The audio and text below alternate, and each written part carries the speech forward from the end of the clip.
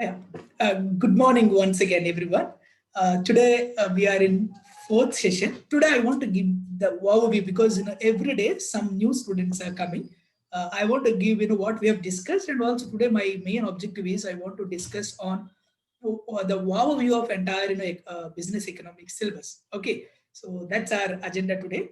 Uh, yes, we started with session one. Am I audible?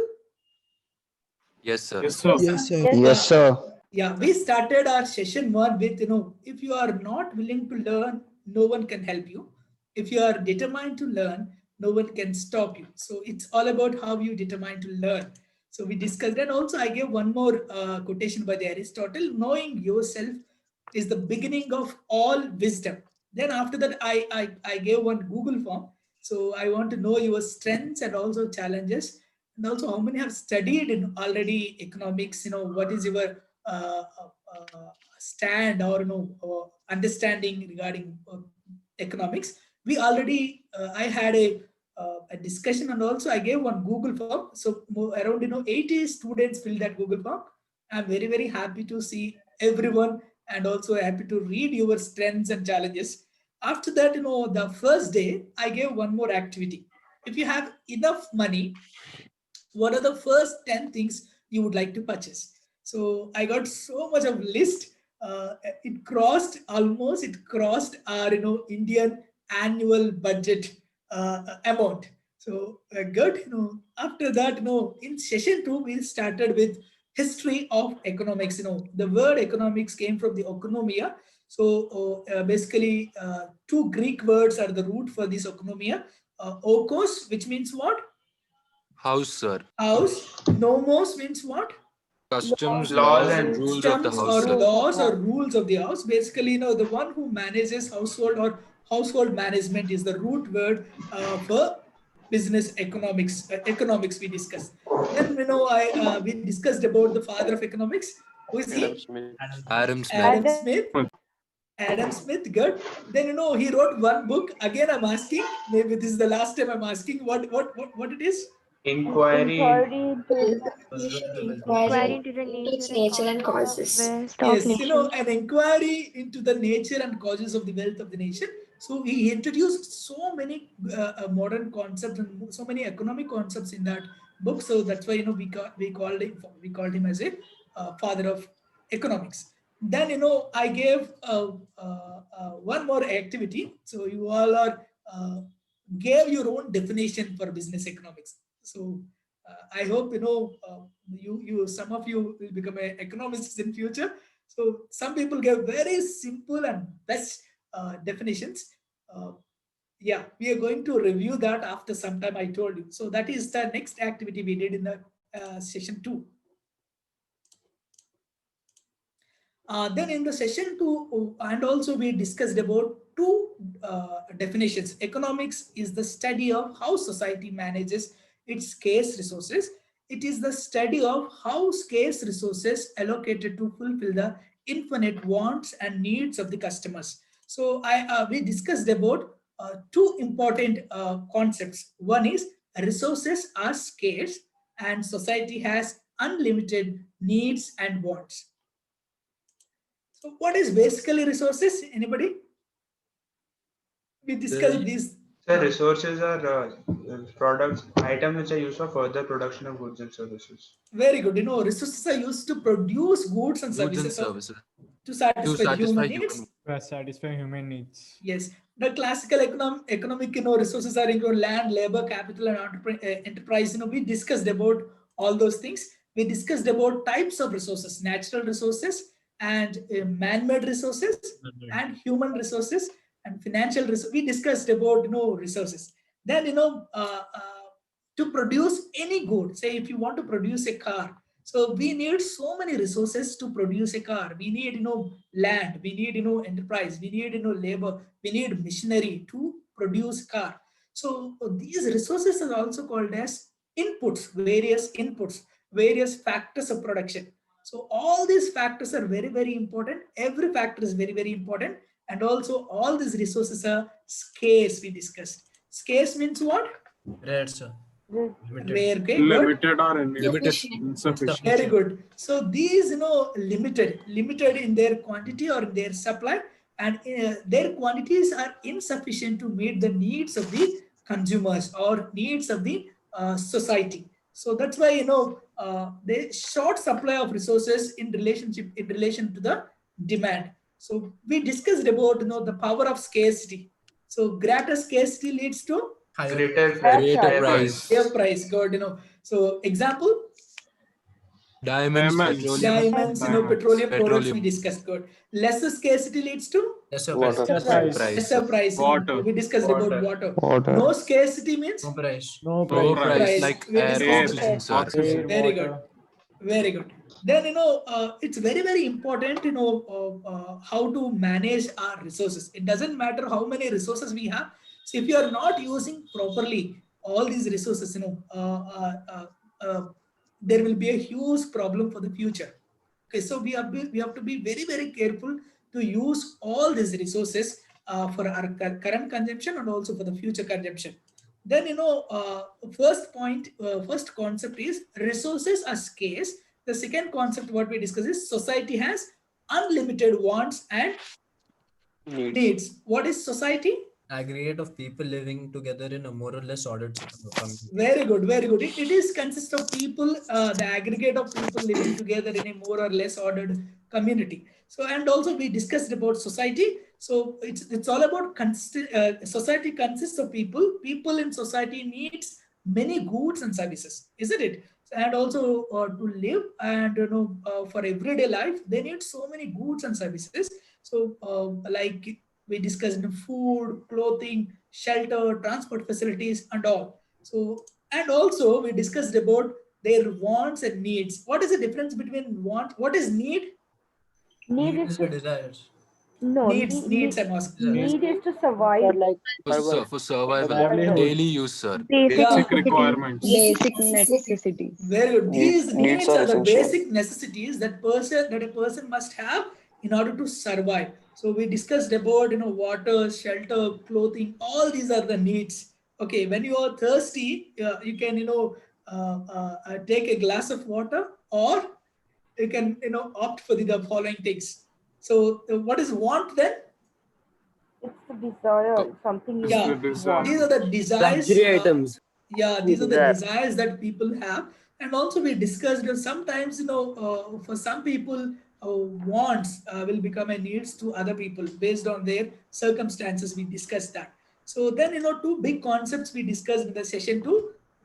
The resources are scarce. The second one is society has unlimited wants and needs. Then third, yesterday we discussed about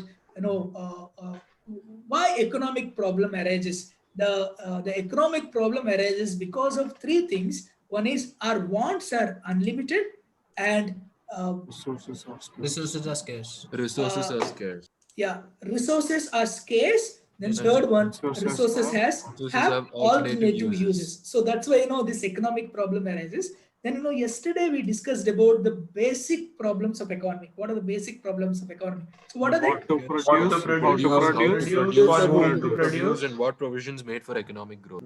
Very good. So the first one is what to produce. What to produce means what will be produced. What are the quantities we need to produce? Because if you want to satisfy few needs, so you need to sacrifice other needs or other goods and services. So which one should be satisfied and which one should be left unsatisfied? So every society needs to decide what to produce, whether they want to produce capital goods or whether they want to produce consumer goods. Anybody tell me what is capital goods? Capital goods are goods which are used for further production, and Like consumer the- goods are used by the final Yes, customers. yes, the goods which make other goods are called capital goods. So what is consumer goods?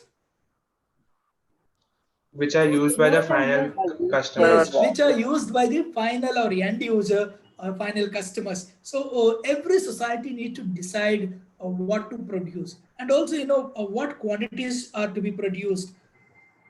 Sometimes we discuss, some countries allows private people or producers or customers to decide what to produce, but some countries, decides, governments decides what to produce. We discussed about capitalistic economy. Generally, the private people or producers or customers will decide what to produce. In socialistic economy, the government completely decides what to produce. In mixed economy like India, so both government and also producers plays an important role to decide what to produce. Then we discussed about how to produce. What it is basically, how Which will technique of production to be yes, used? so what are the combination of factors has to be used to produce the goods and services? Which type of techniques, which techniques we need to use to produce goods and services? There are two types of techniques. What are they? Capital intensive. Capital intensive and labor. Capital intensive Very and good. labor intensive. Labor intensive techniques and capital intensive techniques. Which type, we need to, which techniques we need to use to produce goods and services we discussed yesterday. Then, third one, for whom to produce. What it is basically? Target consumers. Yes, target can we discuss how output is to be distributed to among the members of the society. So it is all about distribution. Then we discussed about fourth important problem is what provisions made for economic growth, which means what both individuals and society should not use all the resources for the current consumption. So we need to think about our future and also we need to think about our next generation. So that's why we need to be very, very careful while using all the resources of the society. So these are the basic problem. Every society must provide answers for this problem. I'm just Joshua. I'm getting. Then today I want to give the overview of entire syllabus. Okay, so maybe tomorrow onwards I'm going to start actual syllabus. So for BBA A section students, you can see like this in your Moodle. B section students, you can see like this in your Moodle, so that you can easily remember, recognize our course.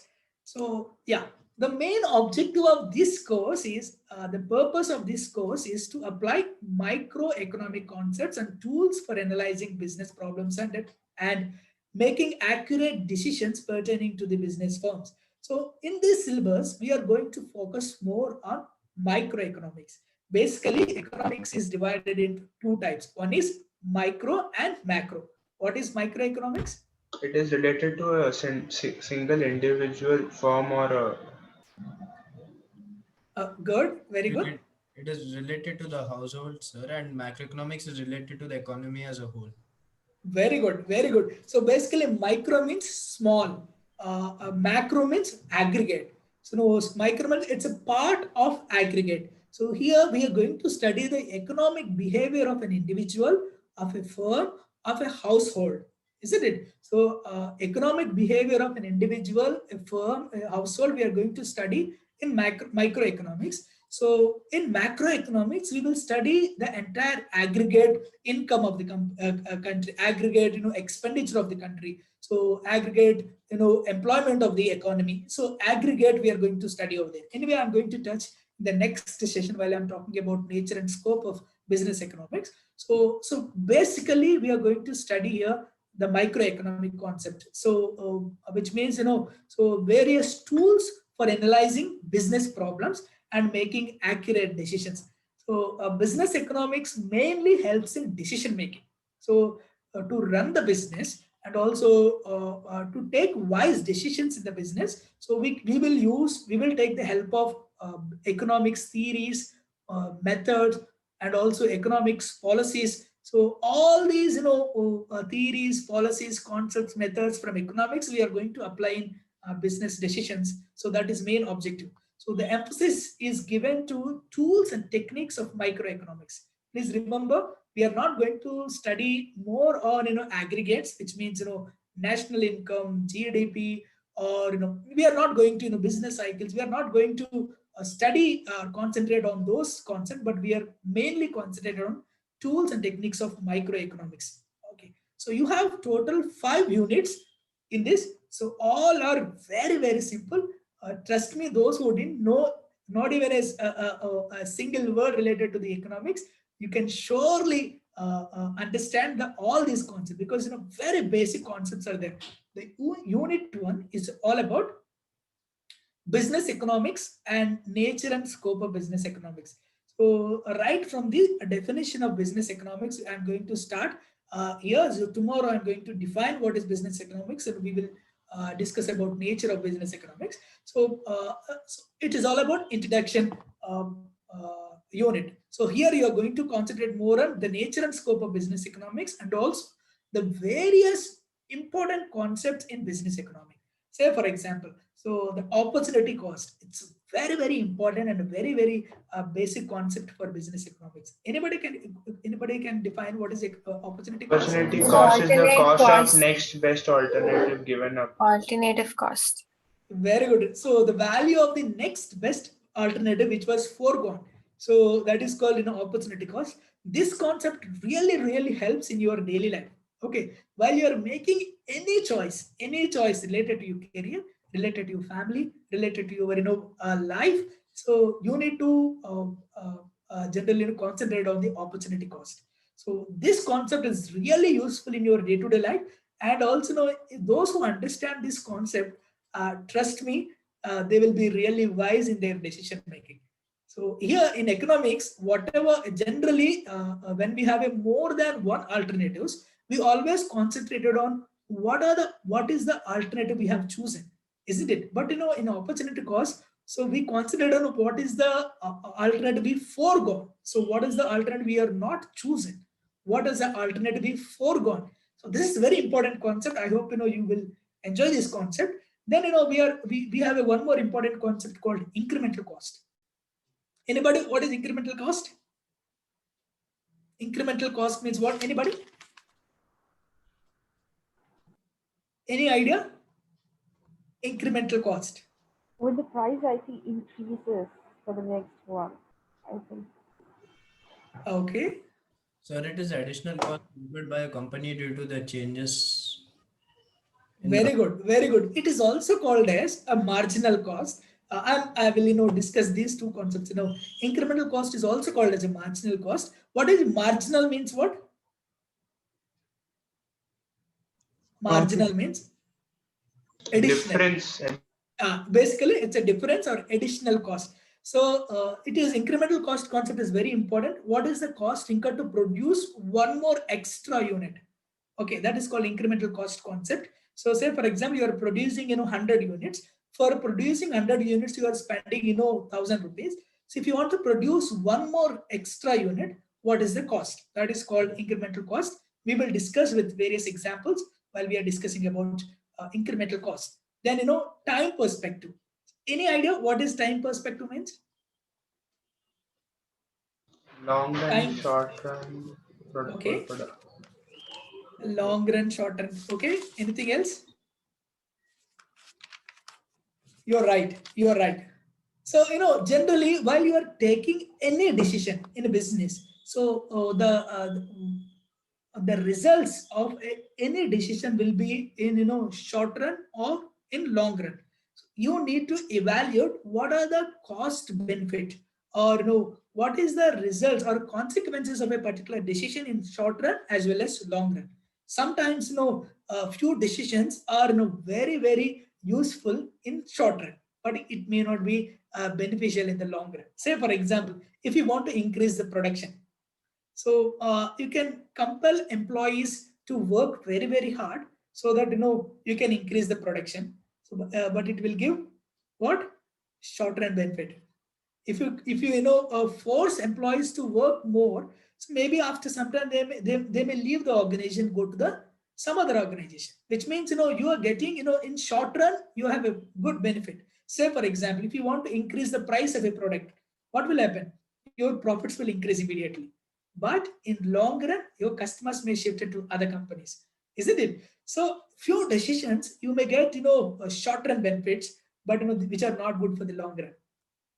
Okay, so you need to take the consideration of what are the short run benefits, what are the short run consequences as well as long run consequences for a particular decision is come under the time perspective, giving importance to the time while you are taking any decisions. So that is called time perspective. Anyway, we are going to discuss that in the class. Next one is discounting principle. Anybody? What is discounting principle?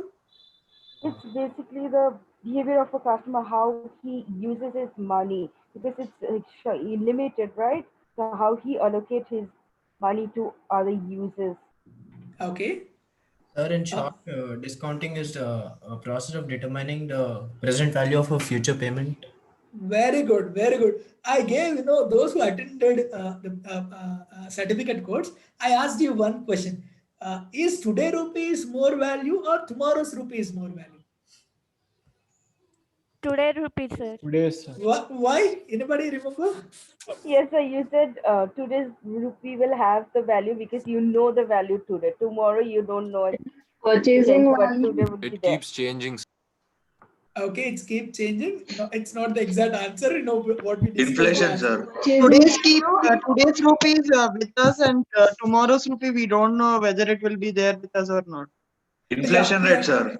Yes, that's true. That's two things are true. The first one is today rupee will earn some interest for tomorrow. That is one. And also because of the inflation, so today rupee will buy more commodities than the tomorrow's. I gave example with 1 lakh rupee today you can buy so many commodities now, but the same 1 lakh you may not buy all these commodities after 1 year because of the inflation. And also today rupee is certain, tomorrow's rupee is uncertain. And because of the reinvestment opportunities, today rupee always have more values.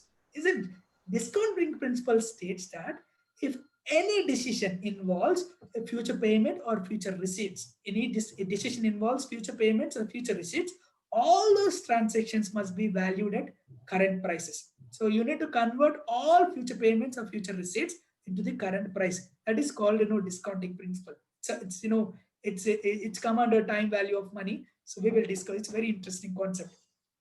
Then equimarginal principle. Anybody? You studied this one. Equimarginal. How limited income is spent on various products, so that we get maximum satisfaction. Yes, very good. So now your limited income, how we need to spend on various commodities to get the maximum satisfaction. So it is extension of the diminishing marginal utility concept. So we will discuss. So this is all about unit 1. I hope very simple, and you can understand. And once you understand the concept, no need to by hand the things. You can easily write. You can easily explain the concept in your own words. That is all about unit 1. Then unit 2, it's all about demand concept and also elasticity of demand. So the concept of demand. Anybody, what is a demand? Anybody, can you define demand? The desire for a product.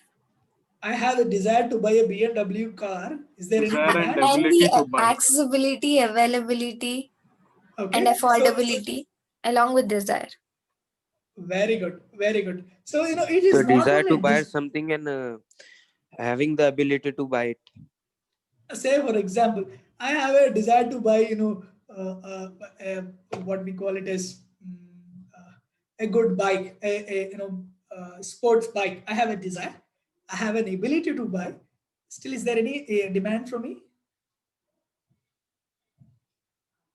I have a desire. Generally everybody wants to buy a sports bike, and also I have an ability to buy. If you can afford and if it's available, then we can Willingness, even the willingness. Yeah, but now I crossed that age. Now I'm not willing to pay now, isn't it? Even though I have an ability, even though I have a willingness, but now I'm not willing at this point to buy that product. So which means demand, these three are important. So desire for a product, and also willingness to pay, and also ability to pay. So this is called these three are very, very important for a demand of a product. So then we are going to discuss what are the determinants, what are the factors which influence the demand. There are so many factors influence the demand. Could you please explain one or two? The price of the commodity. Price, good. Tastes and preferences. Tastes and preferences. Value of the product. What? Value of the product. Value of the product, good. Scarcity. Scarcity. Per capita. Government taxes and government policies. There are so many factors influence the demand of a commodity. So we are going to discuss. Then law of demand. What is law of demand? as the demand of a product increases, the price increases. increases and It why. explains the relationship between demand and price. And there are some exceptions to the law of demand. So we are going to learn those exceptions also. And what is elasticity of demand? What is elasticity? The effect on the demand relating to the price. If it Yeah, goes up, the the demand responsiveness decreases. of the responsiveness or the degree of change in demand due to the change in price. So that don't worry. Some people, if you are not able to collect or if you are not able to understand, don't worry. So this each unit we are going to I'm going to take around 8-9 classes. Okay, so don't worry about it. But today I want to give what it is, what we are going to learn. So that's my way. Before I'm going to tell, I'll tell what we are going to do. So then we will learn all these concepts in second unit, and also we will learn about supply. What is supply? The quantity of a good the producers are willing to offer for sale at the given price. Very good, very good. Is there any difference between stock and supply? Yes, sir. The Yes, sir. stock Yes, is sir. the I may have total. 100 quantity of something, but I am willing to give just 50. So the supply is Oh, 50, the stock is 100. yeah, so very good, very good. So we will discuss all those things, and also we have a law of supply and also elasticity of supply. So if you understand the concept of elasticity, it will be useful for both demand and also supply. And also Same, we have, sir. yeah, and also we will learn, law of demand and also law of supply. These are the basic concept in unit 2. Okay, so unit 3, production and cost concept. So here we are going to learn the theory of production and also various factors of production in detail, and also production function and also input output combinations, and also short run production laws and the law of diminishing marginal returns to scale, isoquants, isocosts we are going to learn here. Anybody, what is isoquant? Isoquant, any idea? Isoquant. No, sir. No? Okay. Isoquant, isocost curves. Don't worry. So we are going to learn all these concepts. So now this is third unit is also relatively very easy. Basically, we are going to concentrate more on law of diminishing marginal returns to scale, law of variable proportion. So the short run production laws basically law of variable proportion, and law of long run is law of diminishing marginal returns to scale. So we will focus more and also various optimum combination to produce goods and services. So input output combination also we are going to discuss over there. Isoquant, isocost curves we will discuss in the unit 3. Then unit 4 is all about budget line. So here we are going to discuss cost. What is cost? Anybody? The amount incurred in The production price of we pay for the Very product. good. The amount incurred to produce a commodity. What is the price? cost plus profit is price. Very good. So then what are the various types of costs are there? Total cost, average cost, and marginal cost. Yeah, Opportunity cost. yes, very good. So we are going to learn different types of costs in the unit 4, and also short run cost curves, long run cost curves, and also experience curve. It's very, very important. And economies and diseconomies of scale. What is economies of scale? Anybody? On a big scale, doing something on big scale, or economics of Yeah, something big. when you produce goods in a large quantities, so there are so many advantages. These are the advantages because of the large scale production, isn't it? So the per unit cost will come down. There are so many advantages when you produce in large scale, and also some disadvantages also there when you produce in large scale. Those are called diseconomies of scale, and also economies of scope. We are going to learn in unit 4. Okay. And unit 5 is all about market structures and pricing. It's very important, very, very interesting concept.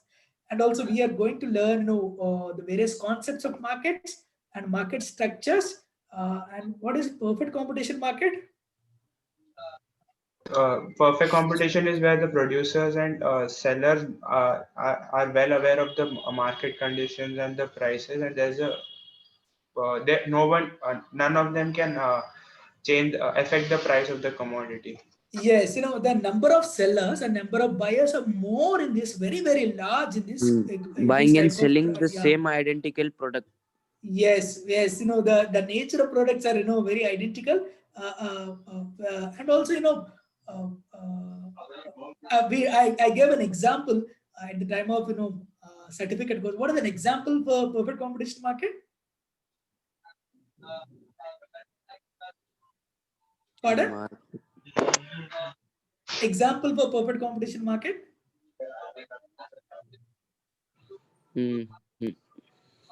Anybody?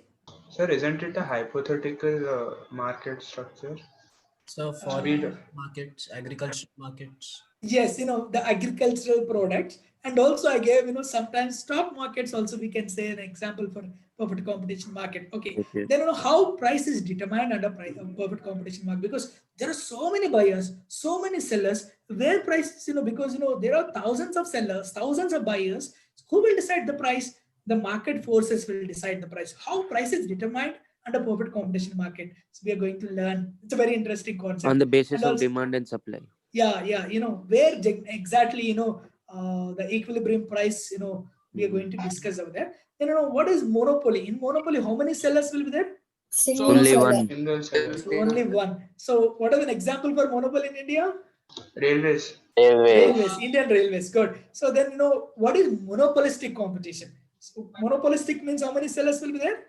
More than one, but they will have their own products.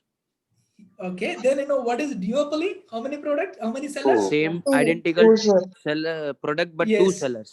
Two sellers. In oligopoly? More than two. Many sellers.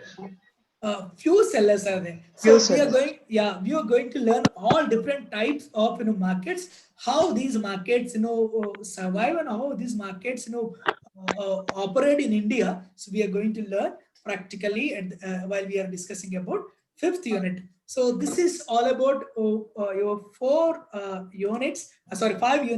I suggest you to buy, listen carefully. I'm going to provide some material, and also I request you to continually, I told yesterday also, please, write your running notes. These two are very, very important. Then, you can go for this, DN Mithani Managerial Economics Theory and Application, Himalaya Publication House, or you can buy any book, Business Economics for BBA first years by Kalyani Publication or Himalaya Publication. It's, very simple books. And also I'm going to provide some material, and, basically I request you to maintain running notes. So yesterday I told you, preparing for exam is not before the exam. So we have been starting from Monday on 9th of this month. So we will do everyday preparation. So at the time of exams, you just go and write the exams. That's it. So no need to worry too much of exams, because if you know the concept, you can easily present the yes, you can easily present the